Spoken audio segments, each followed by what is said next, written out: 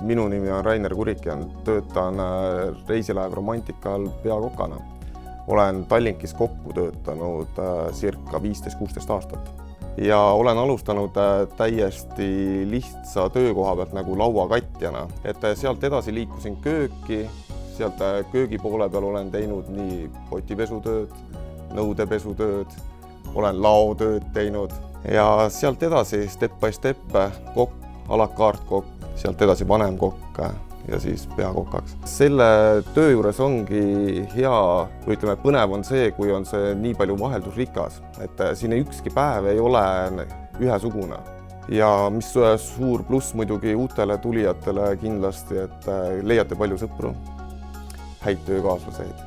Köögimeeskond, kui selline on selline suur nagu jalgpallimeeskond, kes on vaiksemad, kes on kiiremad, et ilmselgelt kiiremad on siis sellised edurivimehed, siis on keskmängijad, kes liigutavad nagu siis nuppe platsi peal või mehi platsi peal. Ja siis on sellised back-up mehed, eks ju, kes on sellised väravaid kaitses, mis siis tegelikult see tiim peab koos töötama, siis on ka tulemus tulemas. Läbi dekaadi, siis eriti viimased dekaadi on siis Tallink tohutult kiiresti arenenud.